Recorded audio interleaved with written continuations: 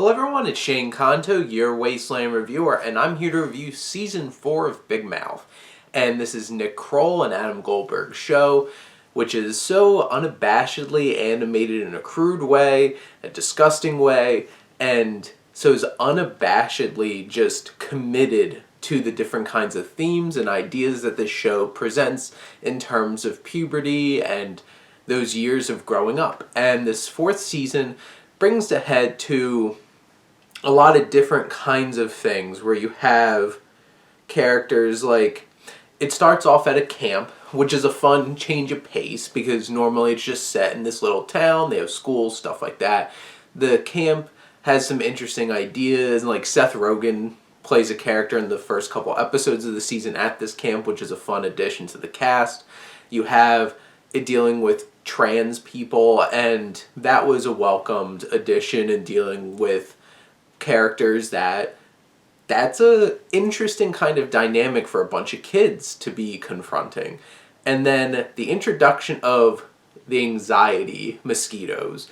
And it's such a great idea because anxiety is just those small little pricks everywhere, and all of a sudden you could just be overswarmed by them.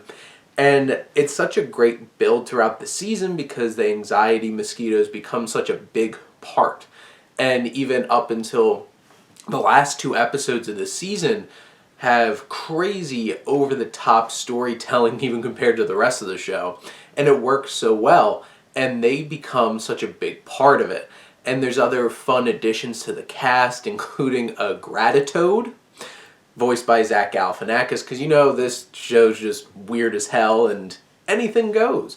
And you have like Sterling K. Brown playing this older guy that Jessie winds up hooking up with, and there's a lot of that insecurity about like she's never done stuff before, and like, you know, penises are funny.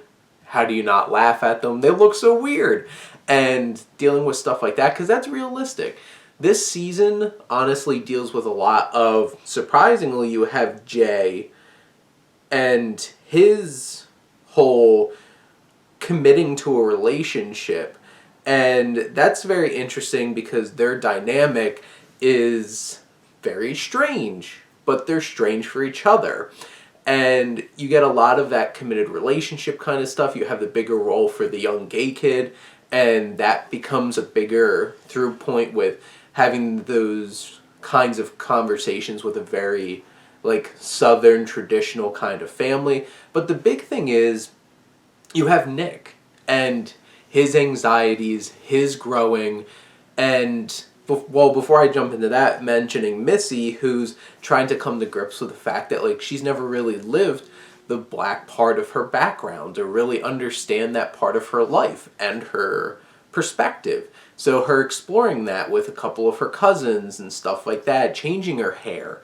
And then getting back to Nick, he's obviously the main character, but the big thing that goes through this season with him is him dealing with his anxieties and worry about where he's going to go. There's one particular episode that really focuses on a crazy dystopian future, and it's a cool episode. They make jokes about it coming back the next episode, and that builds up to a very unique and crazy climax to the season that is very personal in Nick's level, and then crazy monster battle, which was unexpected.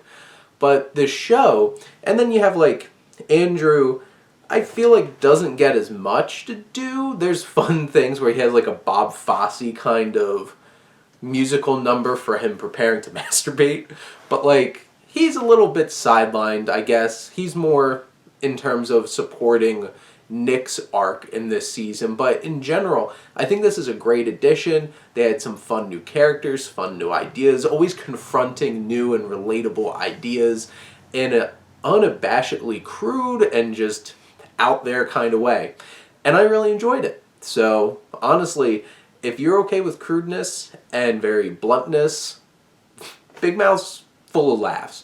It's weird. It's 100% weird, but I really enjoyed this show. But those are my thoughts on Season 4 of Big Mouth. Let me know what you think, and let's talk some TV. But thank you as always for tuning in and supporting your Wasteland reviewer.